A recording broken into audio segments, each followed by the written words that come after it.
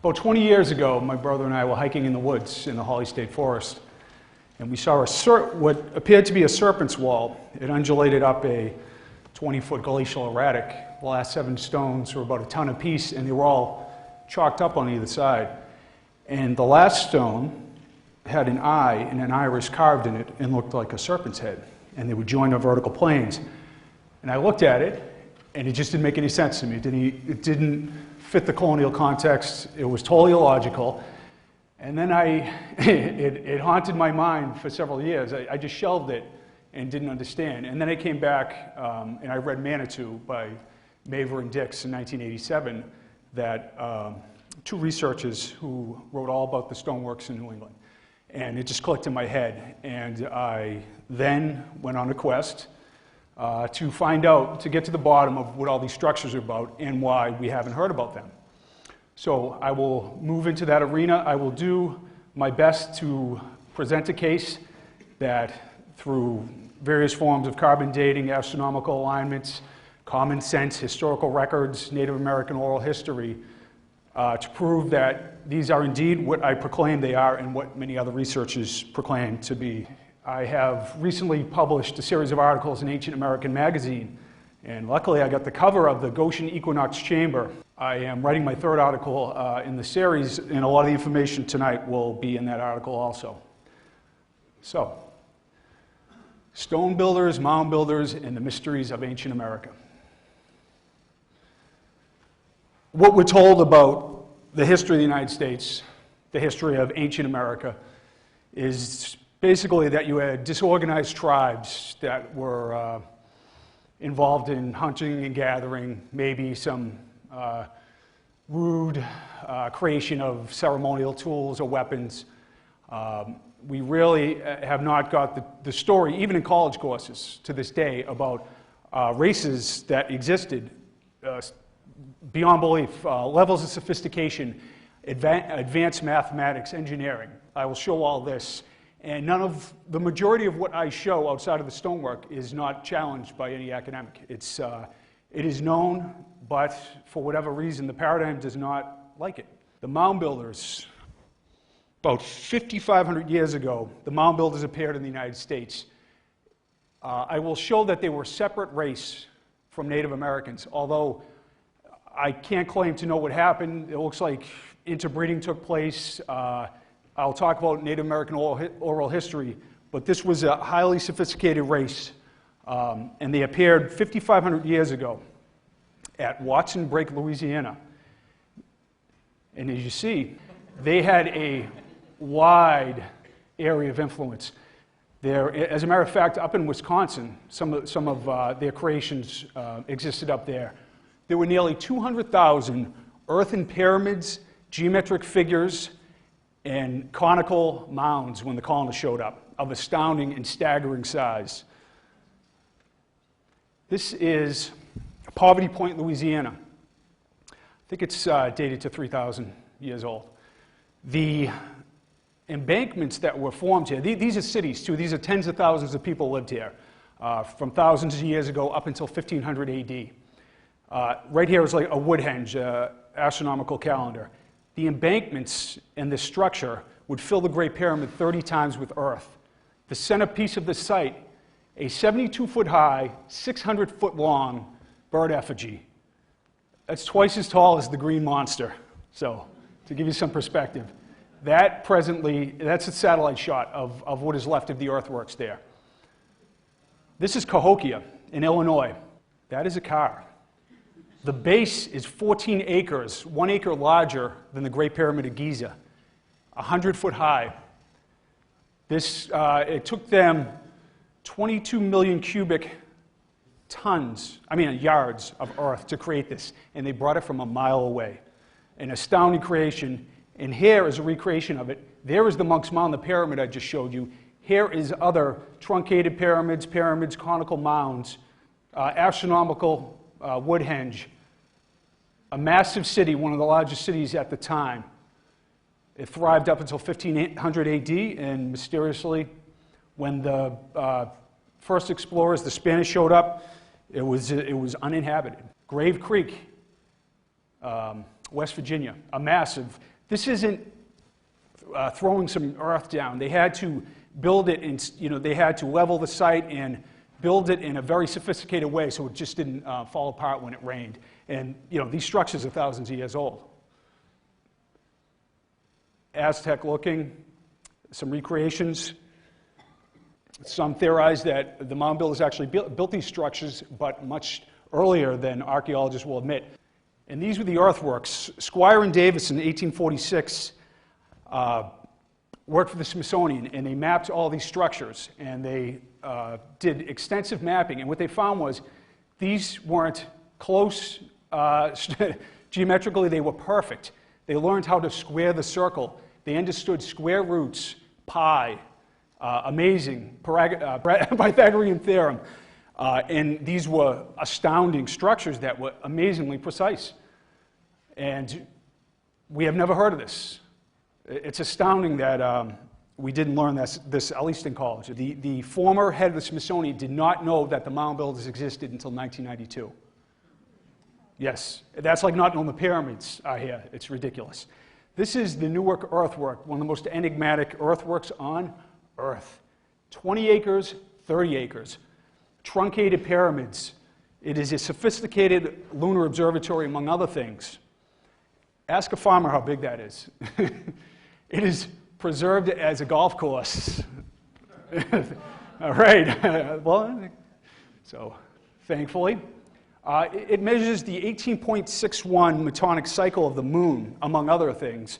The Athenian meton in 432 BC is supposed to be the originator of the metonic cycle, but I think we see now that it was understood well before his time. Right through, this is what it looks like. It is an eclipse predictor, which is very sophisticated. Some of the geometry used here is Mayan-like. What you have here is the series of earthworks at Newark. Right here is the circle and the octagon. See this road right here? It connected another site to Chillicothe, Ohio, 55 miles away. There were earthen walls, 12 foot high, exactly 192 foot wide, the entire length, straight as an arrow, if you can believe that. This is the Great Serpent Mound right here. Uncoiling, and it has an egg in its mouth. This, they believe the Adena built this, but it might even be older than 5,000 years old. It is the largest earthen effigy mound on the planet and is built on one of the largest geomagnetic anomalies on Earth. They think a meteor hit here, and the shaman, the diviner, whoever understood such things knew it was a very good site to build such a thing. And it also is a precise calendar. It predicts eclipses. These are all the major and minor standstills of the moon. So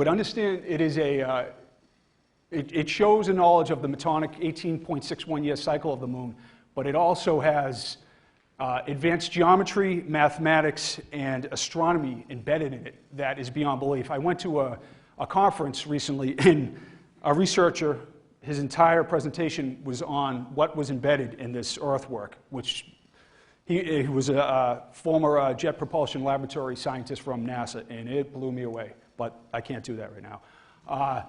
Another thing that the mound builders did, they extracted between 500 million and 1.5 billion pounds of the purest grade copper on Earth from the Upper Peninsula in Michigan. Now, scientists and engineers estimated that it would take 10,000 men 1,000 years to extract that much.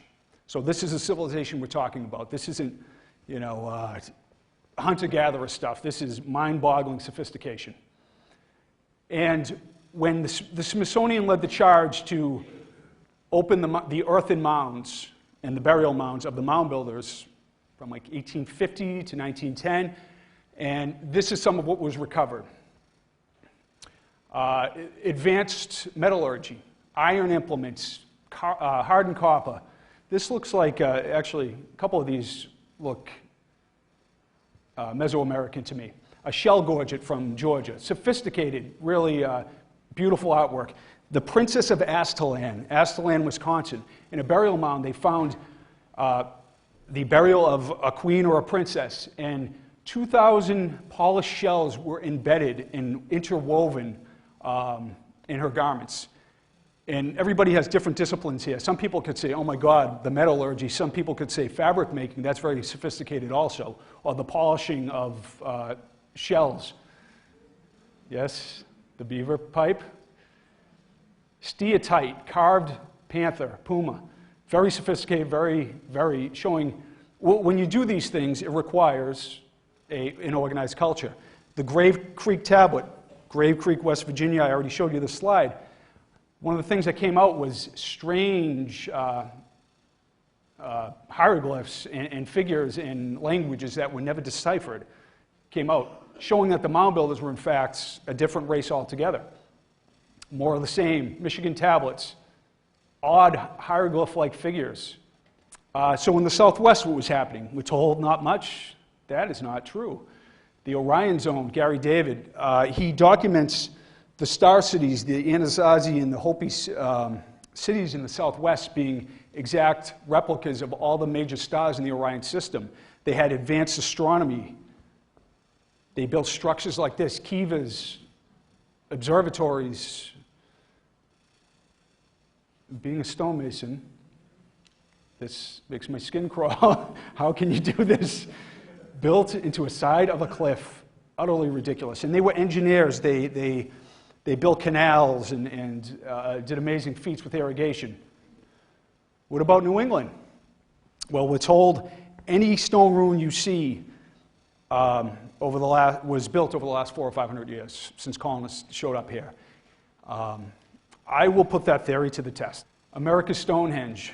This is a site in Mystery Hill, New Hampshire. It's a 30-acre complex of 19 stone chambers, drains, fireplaces, carved stones, standing stones, astronomical alignments. It is called a colonial ruin by archaeologists. And I will show the sophistication of the building and the astronomical alignments here. They dug 13 test pits, and they found carbon dates from 100 AD to 2000 BC at the site.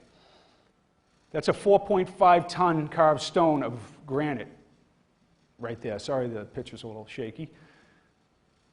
Chambers, intricately built. Every piece of stonework that I'll show you was all dry laid. There was no mortar used in any of these constructions. This is called the oracle chamber. There are 15 and 20-ton stones embedded in the structure.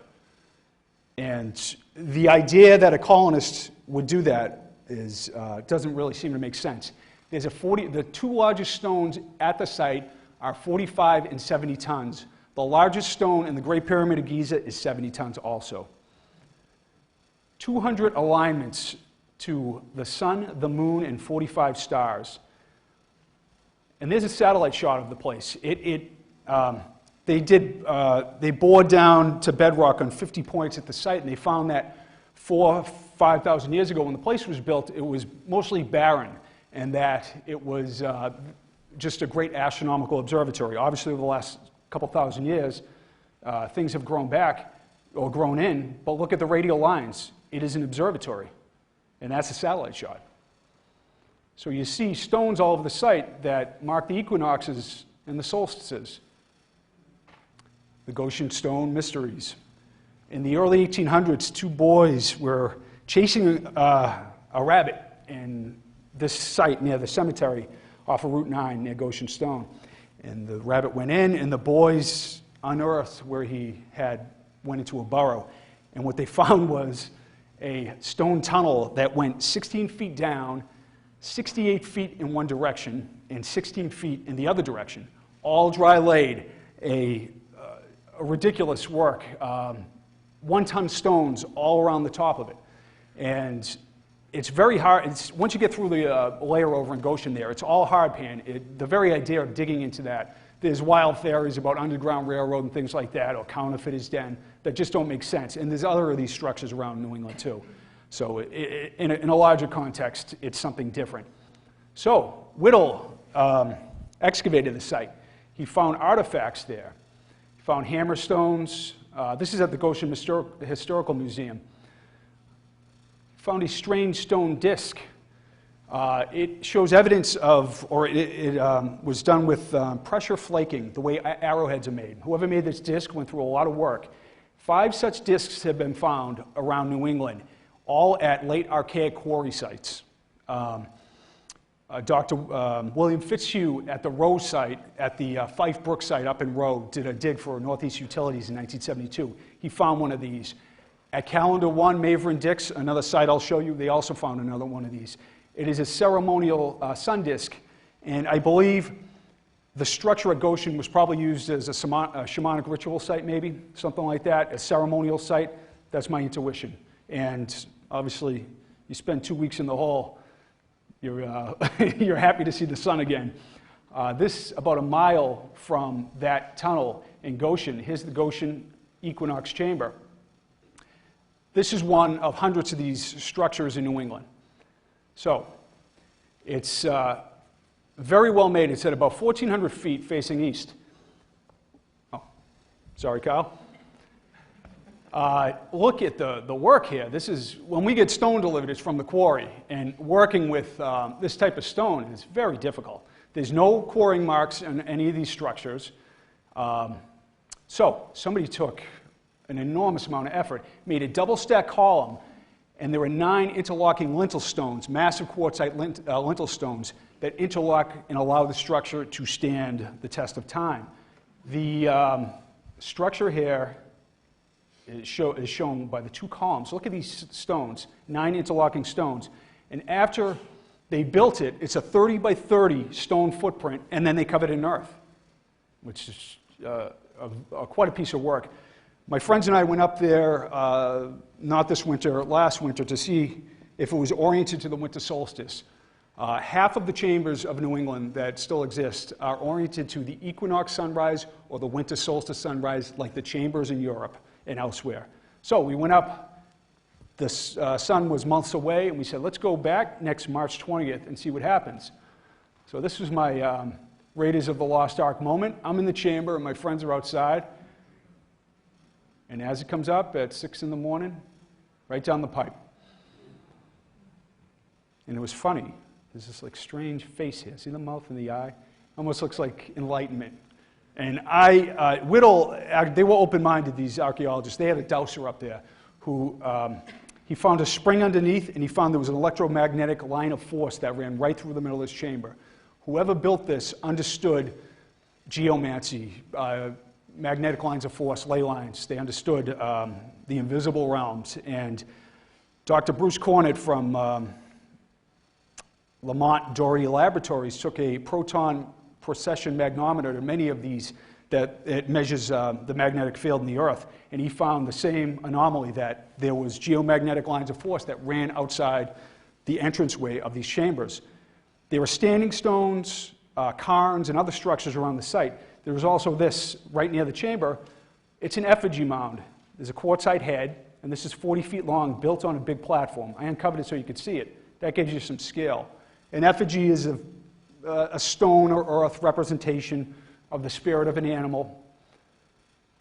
So let's get to the stone chambers in New England. We're told that these are root cellars, which there's a lot of reasons it doesn't make sense. The distribution. 40% of the chambers in New England are in Putnam County, New York.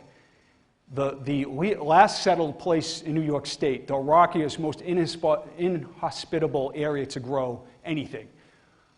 They're poorly ventilated. They don't, the food rots in them. Researchers have done tests with these places.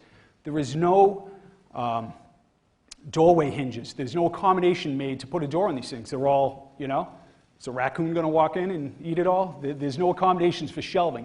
And there are many colonial reports of finding these things when they showed up. There's a lot of evidence and carbon dating that shows that these chambers are not root cellars. The hurricane of 1938, 2 girls were looking in the woods in Montville, Vermont, and Montville, Connecticut, and a huge maple had toppled over. And what they found was this structure. This entrance is 22 inches by 16 inches. You have to crawl on your stomach about the first half of the 37.5 feet of this structure. Right there is where the maple, that was exposed. There's the entrance. So you crawl, and then you get up, and you get to the very end, 38 feet later, and you can sit cross-legged in this structure, and that's it. It's carved into the side of a hill. It doesn't make sense as a root cellar, obviously. It's just a, and it's in an area that, in Montville, Connecticut, where ancient stone monuments are listed on the oldest handwritten deeds in town. Upton Chamber, Upton, Massachusetts. The entranceway, you travel 14 and a half feet, 4.5 feet high, to get into a 12-foot high, 11-foot diameter circular chamber with 3-ton interlocking stones in the roof. This is a picture of it. All this is gravel fill. The entire structure is carved into the side of a hill. If you are making a root cellar, do you go through all this effort? And let me tell you, if somebody hired me to do this, and I had 15 guys in 6 months, I don't know what I'd do, quite honestly. It is just an enormous amount of work and sophistication, corbelling. This is not easy, to put it lightly. This is calendar 1. Maver and Dix, they went to the site and spent nearly 7 years at it in Vermont, called Calendar 1 in Woodstock. Right here, this wall here, this is where he found the stone disc way down. That wall eventually went 13 feet down to the bedrock. So what is the purpose of a 13-foot wall that has been covered with hundreds and thousands of years of earth?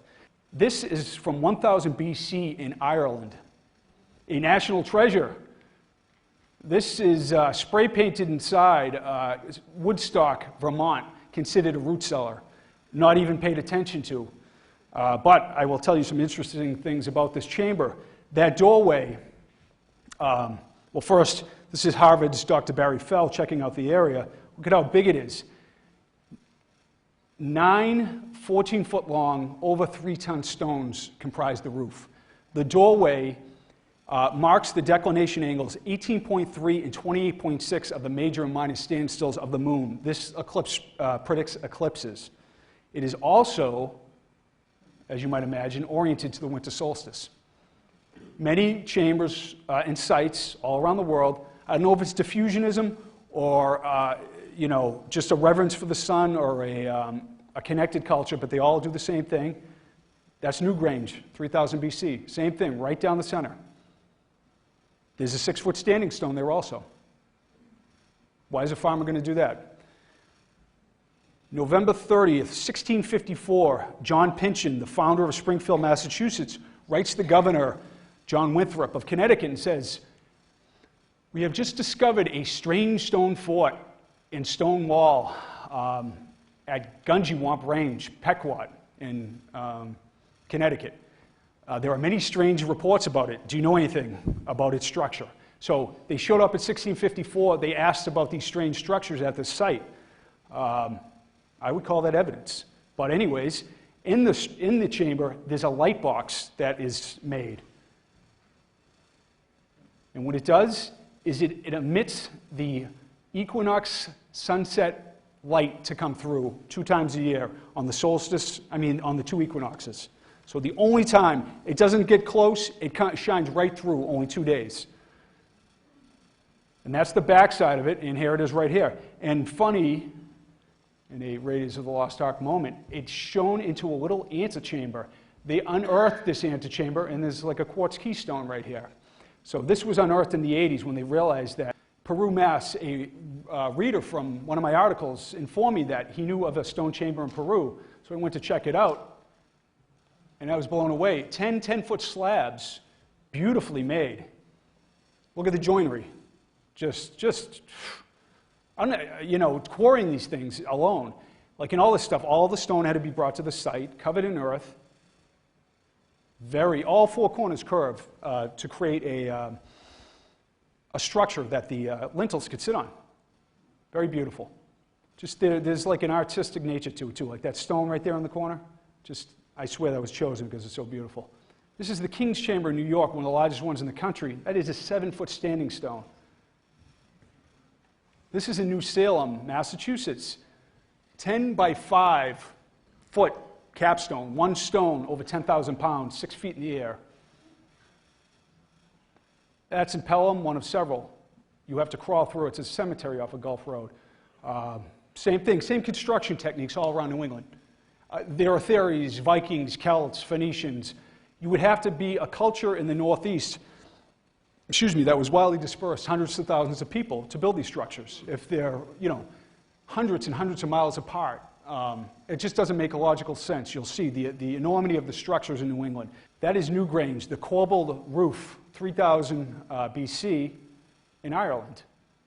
These are corbelled roofs in Shutesbury, Pelham, Connecticut.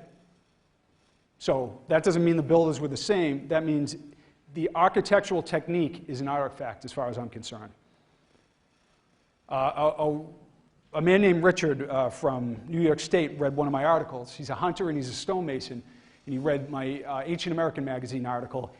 He contacted my editor who contacted me, and he said, 25 years ago, I found a chamber in the woods. I didn't know what it was. And he said when he read my article, he realized what it was. And he said, it's plagued my mind, which is a nice way to put it. Richard's a really nice guy. And he went back a couple weeks ago and took pictures for me. And this is the chamber in New England, in New York, out in the middle of nowhere. No colonial remnants around. Most of these sites, they're not connected to a house like a root cellar would be. They're just standalone structures. So there's the mound. Amazing. All dry laid. I asked some questions about it. I'm going to see it next week at a conference in New York. And the county historian, Richard, myself, and the president of the New York Antiquities, Northeast Antiquities chapter, we're all going to go and check it out. I think a false work had to be done to create this. I don't see how you can create this chamber without a false work of wood that you burn away after. So, very sophisticated. Richard said there are some exceedingly large stones interspersed here into it. Beautifully done. Yeah. So, the mound builders also built stone chambers. And this is from Gerard Folk, worked for the Smithsonian. He's talking here about stone chambers which exist in Pike County, Missouri. They have been often mentioned as examples of the skill of the mound builders in this respect. My thought is that the mound builders, I'll say this, the map I showed, they engulfed all of eastern United States, from Wisconsin to Florida, for thousands of years. Then they got to the foothills of New England, and they stopped for some reason, or that's what we're told, that they didn't make it in there. And it is accepted that there were trade routes all through New England, that the mound builders were here. But archaeologists claim that they didn't come any further. That's another theory that I will do my best to debunk. Site of Indian stone heap, known to have existed in 1753, all through the historical texts. They call them Indian heaps, Indian mounds. Ezra Stiles, former president of Yale. This is Monument Mountain in Great Barrington, the place Thoreau met Melville. 18 foot by 6 foot high. This is Ezra Stiles' sketch. I think they took apart this particular cairn or stone mound for construction use, but that is what he drew. Frank Lynn, the man who investigated the Andover Chamber, Pilot Point, Connecticut, he investigated these two mounds. He found 19th and 20th century artifacts on top. Then as he got down, he found artifacts, arrowheads, fire pits, hearths. And many of these sites have been investigated and found to have been extensively burned and have all kinds of artifacts involved. And they're all over the place. Mastiff in Buckland, there's a site with hundreds of cairns and beautiful ones at the main site, and I've been back like 7 times and I still can't find it. And I will find it sometime and put it in my PowerPoint, but there are sites all around the area we live in, but there's a really nice one on a hill in Buckland. Yes, Susquehanna, Pennsylvania. Beautiful constructed cairns. And like you see, there's dozens and dozens. It's beautifully done in what appears to be a ceremonial fashion. That is Minnesota, just to show you the context. These are found everywhere. One thing about stonework that is done in other parts of or that is found in other parts of the country, they are much more open-minded about attributing it to pre-colonial cultures. They date it. They do what they can to preserve these structures. They're open-minded about it. In New England, not at all. This is a structure that shouldn't exist. It's a postcard I found. Oh, it is in Maine. I don't know if it's a double wall chamber. There are some in Irving, Wendell. There's a double chamber. In New York, there's a double chamber. But this is larger. This is look at the scale of this. It's called an Indian mound at the Forks, Maine. This is now destroyed. But this is a structure that should not exist. How was it destroyed? They took it apart for, I think, for road fill. Yeah, that's great. The mound builders. This is from the Smithsonian Report of Ethnology, 1891. Hold cairns and chambers, familiar-looking objects. And the mound builders did this. The Caldwell Mounds, Nelson Mound, North Carolina. They unearthed the mound and they found stone cairns and skeletal remains. Look familiar? Oley Hills, Pennsylvania. 9-foot-high conical cairn. Very impressive structure. Around the country you find effigy walls, serpent walls, turtle mounds made of earth and stone in Wisconsin and elsewhere. In the Northeast you find hundreds and hundreds of turtle effigy mounds that look like turtles. The head. In Connecticut, Vermont, Massachusetts. It's indicative of a culture, a ceremonial culture that is building these structures. That's Vermont. Yeah. And I have dozens more of these, and obviously, time-wise, I got to just give a slice of everything. What I show here is the tip of the iceberg as far as research and pictures are concerned. I'll show you with that. This is on Bug Hill Road in Ashfield. There's an eye, teeth, balanced there. This is balanced. It looks like a fin. I uncovered that so you could see it, and it's notched.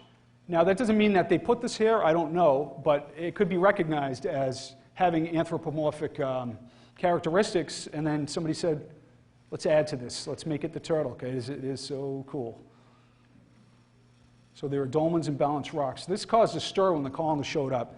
90-ton dolmen in North Salem, New York. Antiquarians and open-minded people thought a culture like the Celts showed up and did this thousands of years ago, what they already seen in Europe. And then geologists and archaeologists rushed in and said, it is a glacial erratic. There is a chamber in fields of cairns in the neighborhood here, too. So there are other, and it's in the context of other stonework that is enigmatic. Right here, there are 5 limestone points holding this up. They go 6 feet down and they're quarried from over a mile away. This is in North Salem, New York. It's called Balance Rock. And it's pink granite, or red granite, I think. And that these are limestone points that it's balanced on. And I have a tough time believing that's a glacial erratic. And you find these all around New England. This is the wall in Holly I was talking about. The last 7 stones, the wall undulates. Where is this? This is, if you go to the Holly Bog on the left at the Holly State Forest, you take a right, you take that trail, it's like 100 yards down on the left. There's a big glacial erratic here, it's like 20 feet. And the last 7 stones, they're joined on vertical planes and they're propped up with other stones, the length of it. And it just didn't make sense. I was like, the iris is carved, it's joined here, it looks like a snake head. And very interesting indeed. And then you find other undulating serpent walls that end in heads. Pennsylvania, New York, this is over Overlook Mountain. There's another wall that starts here, goes another 90 feet, and ends in another serpent's head at the site. This is a row and boulder linked wall in Ashfield. What it is, it's a ceremonial wall, or that is my thought and other researchers, that is linked together. The erratics along the wall are linked together with stone. So it undulates wildly for a couple hundred yards. It was never on a boundary marker until the 50s, or is never listed as a boundary marker. And it begins and ends without purpose. It doesn't make sense in a colonial context. Why would you connect to all these sites here? Norman Mueller from Princeton did a paper and researched these walls around the country. And here you see right here. They're connected, they're connected. See right there, the wall in Ashfield, like 8 feet in the air, there's like a 7-foot connecting wall. That just doesn't make sense. So what they're doing is, they're like an electrical current. Whoever built these is connecting all the boulders at the site. When you see this wall, it just doesn't make any sense. There are holes throughout it too, there, and that goes up there, and on and on. It's just a marvel to look at with huge stones.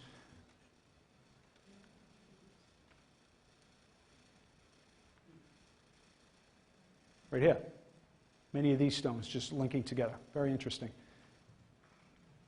And if you're keeping animals in, why using massive stones and keeping holes in, creating holes in the wall? 1851, Squire and Davis, not only from the Smithsonian, researched all the sites, the earthwork sites. They did some stone wall work as well. This is from New Hampshire, Lockmere, one of several stone complexes found. When the colonists showed up, they found massive trees growing in the ruins of the structure.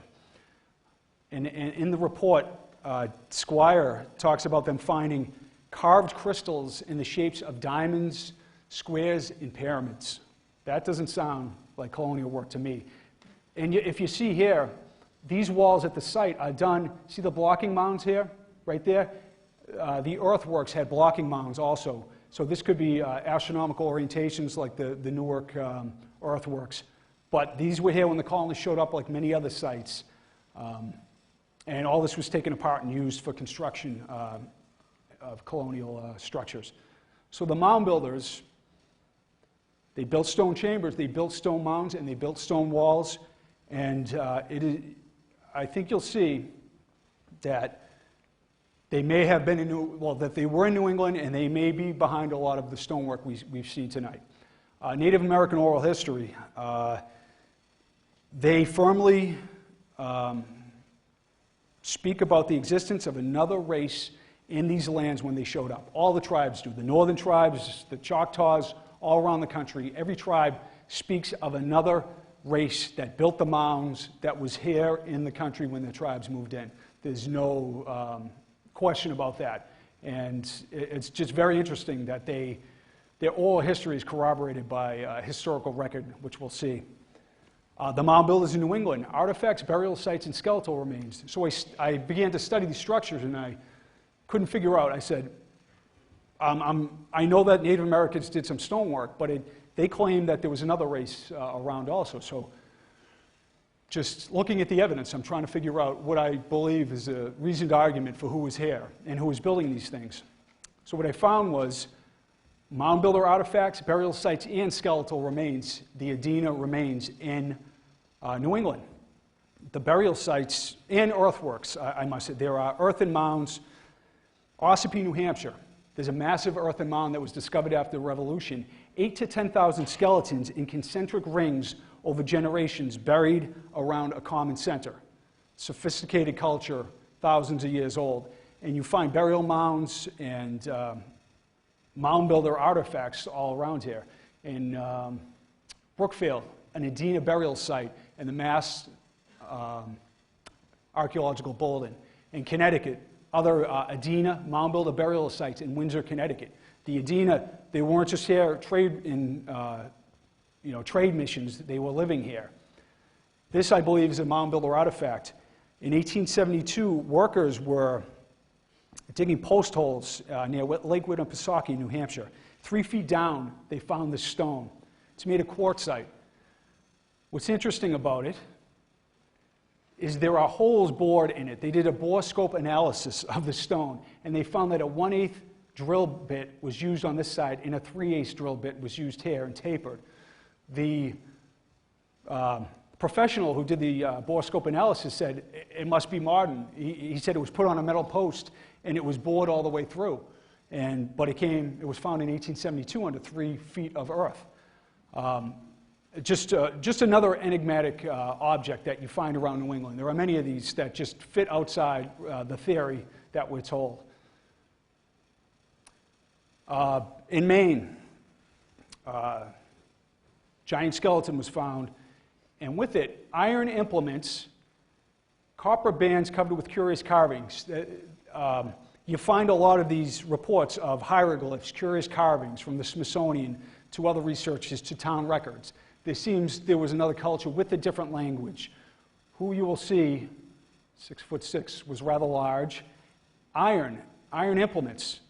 You know, that's the thing, the argument that the Native Americans, if they could work with iron and create alloys with metal, why did they lose that capability? It's a sophisticated thing. And this is in Gill, the town history. Possession of a copper tomahawk unearthed together with the skeleton of a gigantic Indian brought from the region of Lake Superior. History of Western Mass. Lake Superior is where the mines are, where they excavated 1.5 billion pounds of copper, and all that copper was found not only in the earthworks of the mound builders, but also all around New England. In Springfield, you know, the trade routes were everywhere. They found shells in Springfield from the Gulf Coast of Louisiana, and there was this interaction, this sphere of trade all around the country. This is where it gets a little strange, and I ask you to have an open mind. About a year ago, I was reading the town histories of towns in Massachusetts to figure out if there were reports of pre-colonial stonework. If I would find, oh, we showed up and we tilled ye old land and we found a mystery wall or whatever. So what I found was a strange passage. This is from George Sheldon, eminent historian. This was his 1,000-page town history. He is the founder of the Pioneer Valley Memorial Museum in Deerfield, an eminent preservationist also. One of these skeletons was described to me by Henry Mather, who saw it. It's being of monstrous size, the head as big as a peck basket, with double teeth all round. Examined by Dr. Stephen Williams, who said the owner must have been nearly 8 feet high. So, I read that, and I just kind of made my head spin, and I told my brother, and he said, "You got to put that in one of your articles." And I said, it's crazy. What does it mean? And I did, and I got some feedback where some people were questioning, like, "Oh, this is crazy," or "This is hoaxes," or something like that. So that irritated me and got me motivated to get to the bottom of what was going on. Why, giant skeleton, 8 feet high? That's ridiculous, you know. Double row of teeth? We'll get to that part. So what was in the mounds when the Smithsonian and others excavated?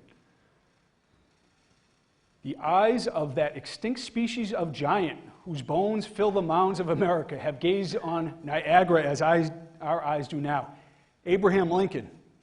He was parroting what everybody knew at the time, that there was a race that built these structures that was giant in stature. He went to Niagara Falls in 1848, and he was so enthralled with it, he wrote a 500-word meditation, and that's where that passage comes from. I'm sure nobody's ever seen that, and I wonder why.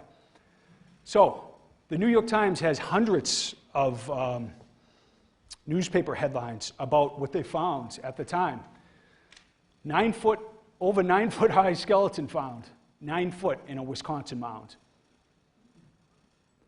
This one is 10'9".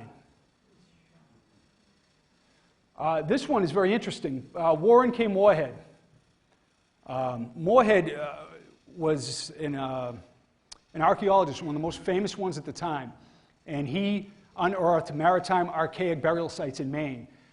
And they say his career was ruined because he theorized that one day they would find bones of the maritime archaic that were very old. Excuse me.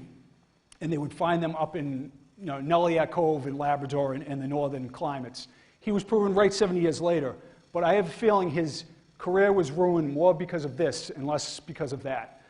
He started to find giant skeletons in copper armor, things like that in the mounds, all documented. And Moorhead he found an 8 foot, I'll get to that story, I don't want to get ahead of myself. But anyways, this is what we found in Tioga Point, Pennsylvania. 68 skeletons averaging 7 feet with many much larger. Specimens sent to the American Investigating Museum in Philly. Later, the museum claimed they were stolen and have never been seen again. That's a shame. So you get these reports from Scientific American, American Antiquarian, the Smithsonian Records, New York Times, Town Histories. I have amassed now nearly 1,000 accounts of giant skeletons in ancient America. There are other authors who write books about these things, and you will see that it is a lot more well-known than one would think. So the Native Americans talked about massive cemeteries filled with giant skeletons. They were dismissed as crazy myths. Scientific American, a tradition of giants. That doesn't sound like an isolated case, a tradition. The Smithsonian, this is one of the, they have many accounts of 7- and 8-foot skeletons in their records in the ethnology reports from 1890 to 1894. One of the largest ones, 7 and 8 feet. My editor, Wayne May, Ancient American, a lot of articles are printed in this magazine about what we're talking about. This particular one was about 3 over 8-foot skeletons found in a Kentucky. The article was reprinted from 1873 in a Kentucky cave. This is the San Diego giant, 8'4". I know it looks fake, but this is real. 3 scientists from the Smithsonian showed up. These guys were displaying this like a sideshow act at a World's Fair, some fair in San Diego. They found it 8'4" in a cave. Smithsonian agents, they examined it, they determined it was authentic. They did tests on it, they bought it for $500, and we haven't heard from it again. The Smithsonian has 18,000 skeletons of mound builders and Native Americans that nobody can look at. Yes, this was called the largest skull in the world in Texas, found by WPA workers in the 30s. Right there. They unearthed other large bones there. So, Carolyn Spark, head of the records at Texas Archaeological Research Lab, said, the particular specimen that you ask about, the large skull found at the Morehouse site in 1939, is noted in our paperwork as missing from the collection and has been for some time. This is the norm. When you investigate these things, when you talk to people, where are the skeletons? Unfortunately, a lot of times, there are some around, but a lot of them go missing. 10'9". This was found by the sheriff in Wheeling, Virginia. Another thing, reputable people found these things. Chief justices, judges, doctors. And doctors would always be brought in to look at these remains. They would measure them. The townspeople would be astounded. It would be in the records, as if, and they would say, as if never to forget on this day, this 9-foot skeleton was found, and there were people gathered round at the enormous creature from the Stone Age, or however they would speculate about it. So it's not, it is a well-known thing. The Lovelock skulls. Bat guano farmers in the 20s found a series of 8- and 9-foot mummified giants in Lovelock, Nevada. The skeletal remains went to, part of them went to the Humboldt Museum. Barbara Powell, the curator there, sent back an email saying, yes, in fact, we have some of the Lovelock skulls, the giant skulls. David Hatcher-Childress, the researcher, showed these on the History Channel. It's in a back drawer, but it was on a History Channel special, and he showed the specimens. This is interesting. This is a site off Santa Rosa Island. Ralph Glidden worked for the Hay Foundation as an archaeologist. He spent 10 years here, and he unearthed 3,781 skeletons. The largest was 9'2". The average was over 7 foot for 10 years. And here is the, right there, and this is courtesy of Santa Barbara Museum of Natural History, over 7 feet tall. And this is the double rows of teeth. When you read these reports, you find double rows of teeth, unusually thick jaw, unusually thick skull, jawbones that can fit over the size of a large man. Just very strange skeletal remains that speak of a different race altogether. So this was found in Clearwater, Minnesota. The highly unusual skulls had double rows of teeth in both the upper and lower jaws. These reports are widely dispersed. This isn't just one guy who doesn't know what he's talking about. This is everywhere, hundreds of them.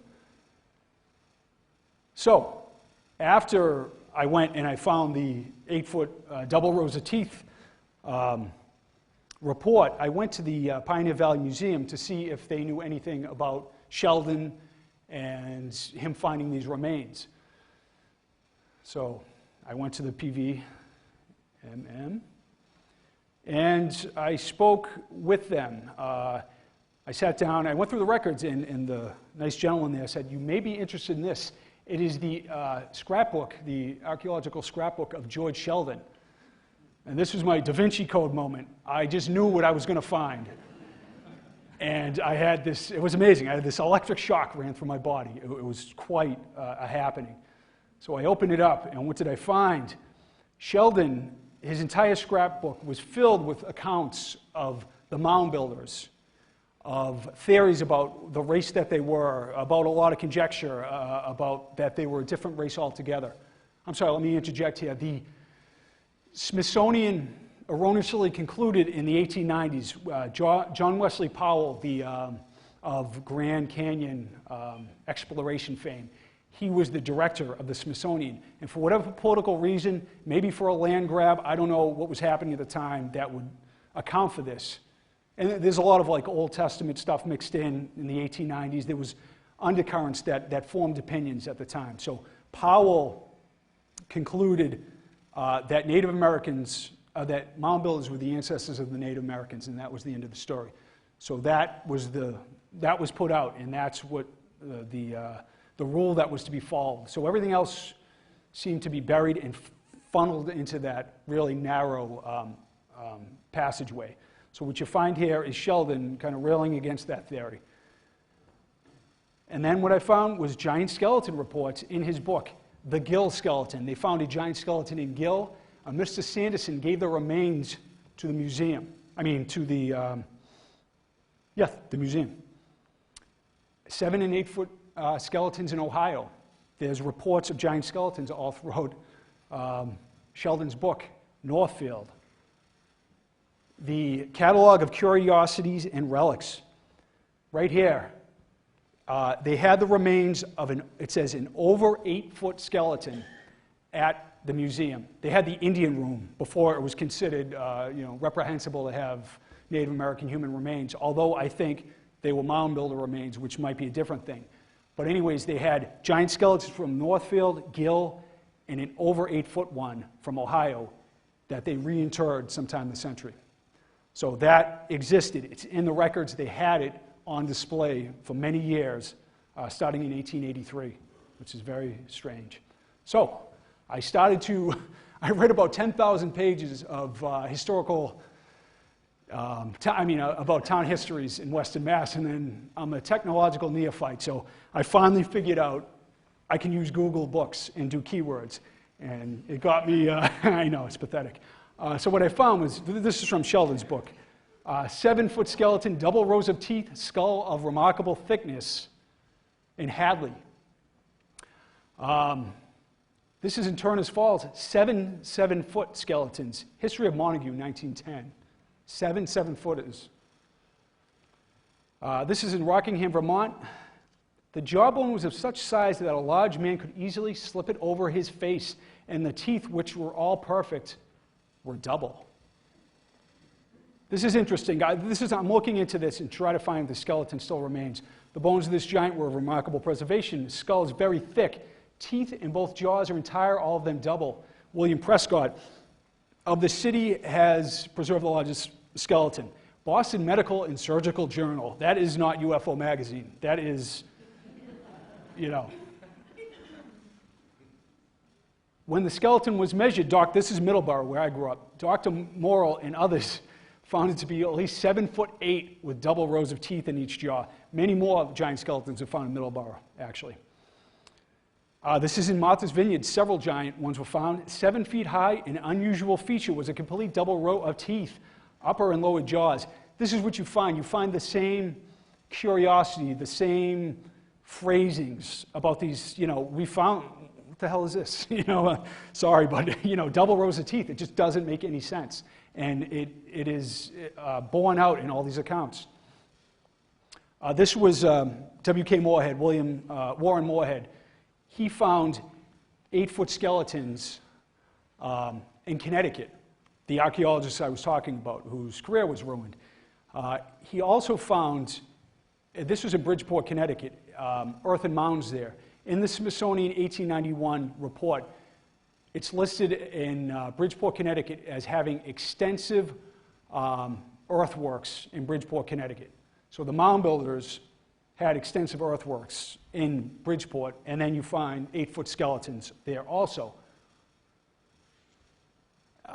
Sorry to throw so much at you. You know, the questions are, where are they, what's going on? This gives you a kind of a feel for what's going on here about the Smithsonian and their involvement in this. A large Indian mound was opened near Gastorsville, Pennsylvania, by a committee of scientists from the Smithsonian. At some depth of from the surface, a kind of vault was found in which was discovered the skeleton of a giant measuring 7 foot 2 inches, ornamented with a copper crown.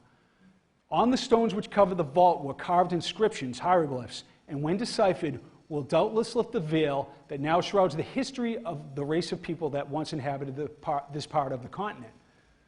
The relics have been carefully packed and forwarded to the Smithsonian Institution, and they are said to be the most interesting collection ever found in the U.S. The explorers are now at work on another mound in Barton County, Pennsylvania. 7 foot 3, strange hieroglyphs that need to be deciphered. Copper crown, 130 years pass, and we've never heard this. This is American Antiquarian who wrote this report. These are scientists who took part in these digs. These just disappeared. One thing I found interesting when I was reading the reports, I found that a lot of them were for the Rosicrucians and the Freemasons of giant skeletons. And so I started to read the kind of secret texts of the Freemasons. I hope I make it to next week. And I would find the same kind of reports, giant skeletons, double rows of teeth. And embedded in the history, they believe, or they passed down, I think the Freemasons from the temple priests of Heliopolis in Egypt. I think there was a lineage of knowledge that has been passed down about the hidden history of the human race. And part of that is interwoven in this whole story, a lost civilization that's more than 12,000 years old that came to the United States and other places after a great flood. It's very interesting that you would find this same stuff in the texts of the Rosicrucians and the Freemasons. Very, very interesting. So what you find all around the planet are thousands of structures like this. Pumapunku, the pyramids, Nan Madol, 500 million tons of quarried basalt brought from several miles across mountains in Micronesia, one of the most remotest places on Earth. Pumapunku, Bolivia, 17,000-year-old city of Tiwanaku in Pumapunku, where you have stone crosses dug into diorite, the second hardest substance on Earth. You would need CNC machines to do all the cutting, just things that boggle the mind. And we're told that we came from a semi-civilized state and now at the apex of civilization. Something is clearly wrong. That site proves it. There is much more evidence of older structures all around the planet. You don't find just one. That's all you find. Just like the giant skeleton reports. You don't just find one. Something's profoundly wrong in what we're being told. And I think it's obvious by all the interest here and all the people here. You know you've been lied to, you're irritated, and you're sick of it, It could be the Fed, it could be the military-industrial complex, whatever it is. It's beyond parties.